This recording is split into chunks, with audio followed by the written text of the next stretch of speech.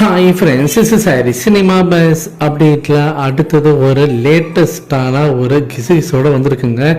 நேற்றிலிருந்து முழுக்க முழுக்க பார்த்தீங்கன்னாக்கா பாலிவுட் வெப்சைட்ஸ், பாலிவுட் மீடியாக்கள் எல்லாமே பார்த்தீங்கன்னா அங்கே இருக்கக்கூடிய சோஷியல் மீடியாவில் எல்லாருமே பேசும் ஒரு விஷயமாக மாறி இருந்தது அட்லி படத்தோடைய அடுத்த அந்த ப்ராஜெக்ட் தான்.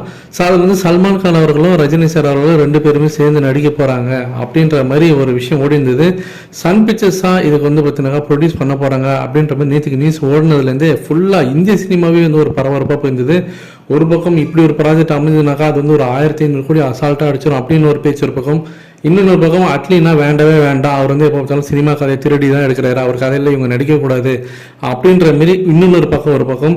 ஸோ இப்படிலாம் ஓடி இருக்க நிலையில் இப்போ நம்ம விசாரித்து பார்க்கும்போது அட்லி அவர்கள் இதற்கான முன்னெடுப்பை எடுக்க ஆரம்பிச்சிருக்காரு, அது உண்மைதான். ஆனால் சன் பிக்சர்ஸ் வந்து எந்த அளவுக்கு இதில் வந்து அவங்க வந்து ஒரு கான்ஃபிடண்ட்டாக இருக்காங்க அப்படின்னு சொல்லி பார்த்தீங்கன்னாக்கா, ஃபஸ்ட்டு ஒரு விஷயம் வந்து அட்லி வந்து இந்த ஜவான் படம் 1000 கோடி வசூல் கொடுத்தோன்னே சன் பிக்சர்ஸ் எப்படியாவது அட்லியை வச்சு ஒரு படம் நம்ம பண்ணிடணும் அப்படின்ற மாதிரி அவங்க பேசியிருக்காங்க. அவர் உடனே பார்த்தீங்கன்னாக்கா ரஜினி சார் வச்சு ஒரு படம் பண்ணலாம்னு இருக்கேன், ஒரு மல்டி ஸ்டாரர் மூவி ஹிந்திலேருந்து ஒரு பெரிய கான் கூட நான் கொண்டு வரேன். ஆக்சுவலாக அவர் வந்து ஷாருக் கான் கொண்டு வரதான் இருந்தது, அதுக்கிட்ட தான் அது என்ன ஆச்சுன்னு தெரியல, அதுக்கிட்ட சல்மான் கான் வந்து கொண்டு வர போகிறேன் அப்படின்ற மாதிரி பேசினாரு.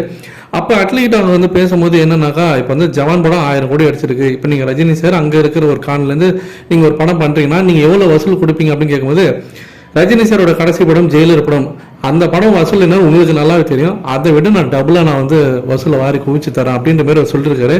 அங்கே தான் அந்த சன் பிக்சர்ஸ் விழுந்துட்டாங்க, என்னப்பா இது ஜெயிலரோட டபுளாக வாங்கி தரேன்றது வசூலில், அப்படின்னா இந்த ப்ராஜெக்ட் நம்ம பண்ணலாம் போல இருக்கேன்ற மாதிரி அங்கேயே அவங்களுக்கு வந்து ஒரு பார்த்தீங்கன்னா ஒரு பாசிட்டிவாக வந்து ஒரு மைண்ட் செட் ஆயிடுச்சு.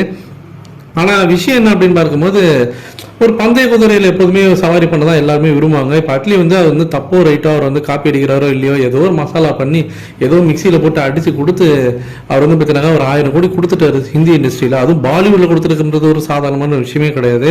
ஸோ அப்படி இருக்கும்போது பார்த்தீங்கன்னாக்கா இது வந்து ஒரு முக்கியமான விஷயமா பார்க்கப்படுது. ஏன்னா இப்படி ஒரு ப்ராஜெக்ட் அமைஞ்சதுனாக்கா கண்டிப்பாக அது இந்திய லெவலில் இதுதான் மிகப்பெரிய ஒரு படமாக இருக்க முடியும். ஏன்னா பெரிய ஸ்டார்ஸ் வந்து ஒரே படத்தில் இணையிறது அவ்வளோ சாதாரணமான விஷயம் கிடையாது. ராஜமௌழி அவரால் ஓரளவுக்கு செய்ய முடிஞ்சது, அதாவது RRR படத்தில் ஜூனியர் என்டிஆரும் ராம் சரணையும் இணைச்சாரு. ஆனால் அதெல்லாம் வந்து பார்த்தீங்கன்னா ஒரு வளர்ந்து வரும் ஹீரோக்கள் மத்தியில் தான். ஆனால் ஒரு பெரிய ஸ்டார்ஸ்ன்னு சொல்லக்கூடிய லெவலில் இருக்கக்கூடிய, அதாவது டயர் 1ல் இருக்கக்கூடிய ஹீரோஸ் அப்படின்னு பார்க்கும்போது ரஜினி சார் அதேமாரி சல்மான் கான் அவர்கள்லாம் இணைஞ்சாங்கன்னா அது வந்து இந்திய சினிமாலே, அதாவது ராஜமௌலி சங்கராலே செய்ய முடியாதது அட்லீஸ்ட் செஞ்சுதான் ஒரு விஷயமா இருக்கும். ஆனால் இந்த ப்ராஜெக்ட் டேக் ஆஃப் ஆகுமான்றதை பற்றிலாம் இப்போதைக்கு யாருக்குமே தெரியல. ஜஸ்ட் இதை பற்றி ஒரு ரொம்ப ரொம்ப ஒரு இனிஷியல் டாக்ஸாக ஆரம்பிச்சிருக்காங்க.